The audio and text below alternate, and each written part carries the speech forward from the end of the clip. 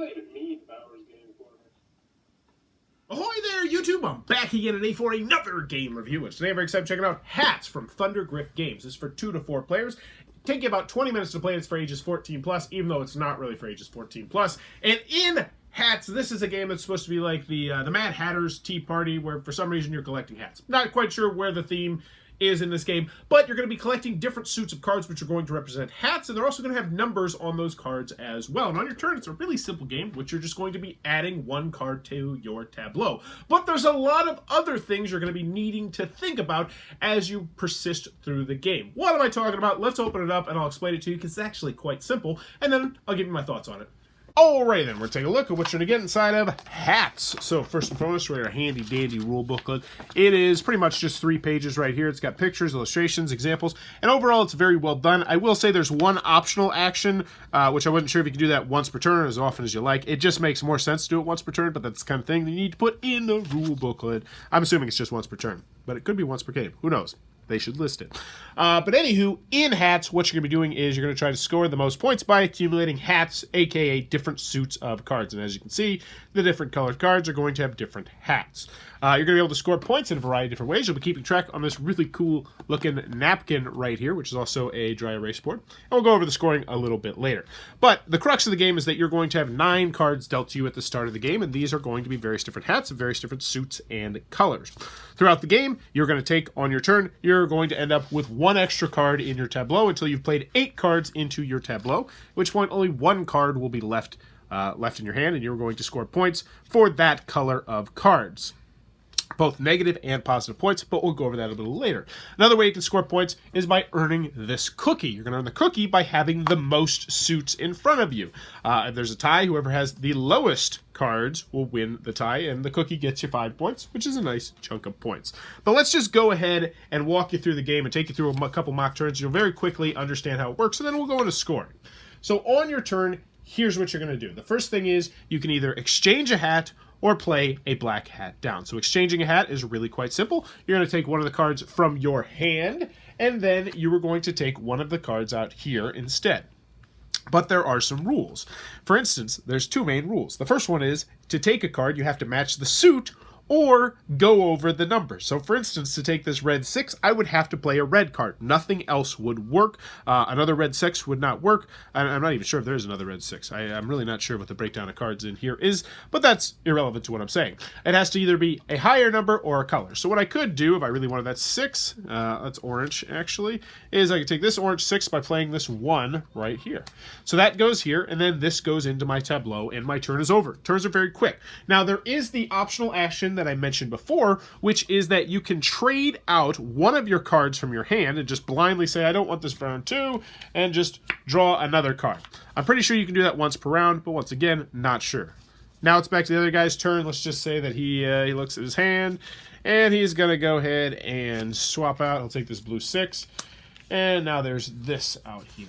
He's not going to trade anything else, and we're going to continue to do that back and forth. You're just going to be trading out cards, and that pretty much is the whole crux of the game. Now, let's just get to scoring so we can see how that would work out. Wow, this is going to be a really interesting scoring example. So let's say that is my final hand after the 8th round.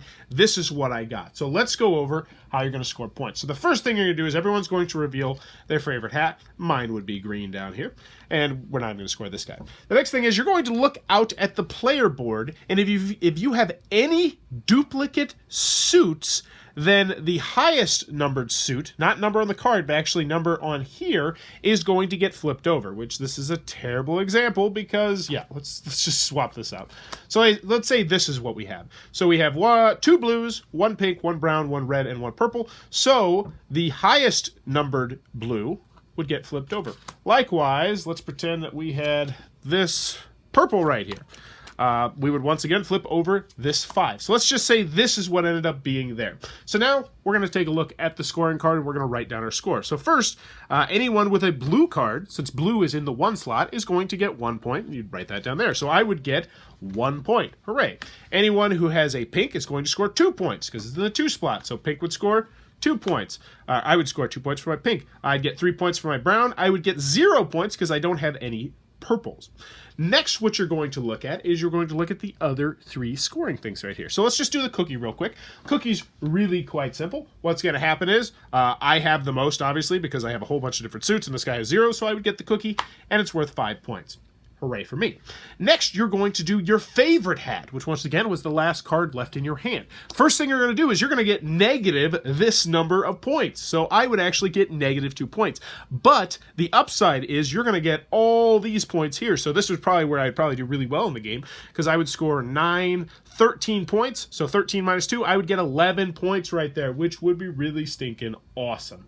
The last thing you're going to do is if you're playing a 4-player game, you're going to tally up the partners' scores. But other than that, whoever has the highest score is going to win the game. Now, I haven't really talked too much about the 4-player version of the game, but if you're playing the 4-player version of the game, it's actually a team game where you and another person will be working together and combining your score. But there also is an extra action you can take, which is that instead of discarding and drawing from the draw deck, like we did, which I'm pretty sure you can do once per turn, you can actually bloop, exchange a single card face down with their partner. So you can both give each other's cards, which really opens a whole new avenue to the game, as I'll tell you more about that in the pros and cons. But that, in a nutshell, is what you're going to do inside of Hats. Alrighty then, Hats from Thundergriff Games. What are my final thoughts? Let's go over the pros, let's go over the cons. First, on the con side, game's not going to be for everybody for a variety of different reasons. 2 to 4 players, restricted player count, and I didn't particularly like it at 2 players. I thought it was okay, but there's way more 2-player games I would rather play over this game. So I would say if you're looking at this as a 2-player game, you might want to take a pass on it, because while it's not bad, it's not great. Continuing onward, 3 and 4 players are both completely different experiences. Pretty much every player count, aside from 2 players, and actually it is different at 2 players, every player count is different in this game. At 2 players, the reason why I didn't like it, the main reason why I didn't like it, was because cards aren't getting cycled through fast enough, and that is extra evident if only one person is doing the action, where you can, just randomly get a card each time. But with a 3 and 4 player game, especially with a 4-player game, it adds a team element to the game, which is just completely different. And some people like team games, some people don't like team games. I personally really stinking like the team aspect of the game, as I'll tell you more about in the pros, but you do need to know that going into it. 2, 3, and 4 players are all going to be different playing experiences. Continuing on with the cons, it's very light and very simple, which will turn some people off, but I will say there's a deceptive amount of depth to this game if you give the game a shot, and it's also definitely not a first-time game. This is more of that kind of game where you when you get done with it, you're like, oh, I see what I should have been doing here or here or here. And I really like when games can do that, but you do have to make that commitment to play this game more than once. Granted, it's short. Any other cons I have with the game? Oh, the theme does not come across very well. The theme is it's here nor there. I understand they really wanted to go hard with the theme, and the book looks really stinking cool, and the cards, I like the artwork a lot, but for me personally, the theme did not come across. Hey, Dad. Buddy, I'm shooting a review right now. So restricted player count, it appears light at first glance, but it's not actually light. Any other cons that I have with the game? Oh, last con I have with the game, which is really stinking annoying, is it is one of those boxes where it will pop open if you hold it like this. So you have to make sure that you hold the box like this, you hold the box like that. Yellow, notoriously, when they did their own line of book series games, made it so that the cards go everywhere. Now, luckily, this game has minimal components, so it's not that big of a deal. But it is still annoying. Get a better magnetic clasp. Moving on to the pros, though, I was actually a really big fan of Hats. I like this game a lot better than I was thinking I was going to.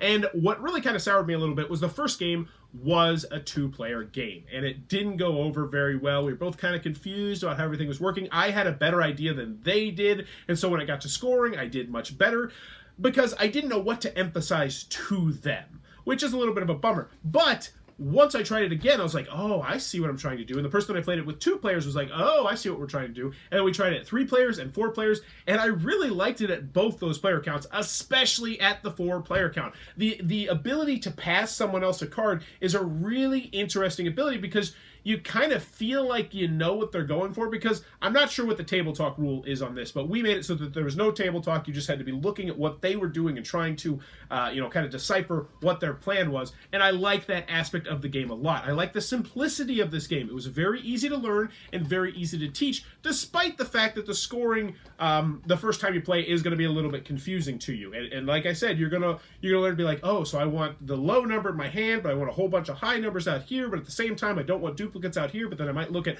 what they have and decide that, oh, they have a whole bunch of pink, so maybe I want to make it so that there's no pink or duplicates of pink or different things like that. It has extra elements to the game that I really enjoyed, and I was very pleasantly surprised with Hats from Thundergriff Games. This is one I'm going to be keeping in my collection, and I think this is going to be a new lightweight filler game, go-to game. Also, I said at the beginning, ages 14 plus, you can ignore that. I was playing this with 8-year-olds in my class. They had no issues with it once they understood the scoring, especially if you're playing the team version of the game and you can kind of walk through what people might want to do. But in the end, that is Hats from Thundergriff Games. I'm excited to see what else comes out of this line because I really did dig this first one, and it does look really stinking cool. I will give him that. The book looks really nice. There you go. If you're enjoying what I'm doing, please be sure to click on that subscribe button down below. If you want to support the channel, click on the little Amazon Associates link down below, and in the comments below, let me know, when's the last time somebody interrupted you? Has anybody interrupted you lately? Hey, Dad. Yeah. And Plants vs. Zombies, what's somebody, What? a D-Day sample. What? In Plants vs. Zombies? Yeah. Was that why you came downstairs to tell me? Yeah. Oh, okay. Well, I'll be up in a second. All right. Let me know in the comments below. When was the last time you got interrupted? Because obviously I think you know for me. And was it super important? Because I know that was a very important message that needed to be conveyed about Plants vs. Zombies. But as always, thanks for your time, YouTube.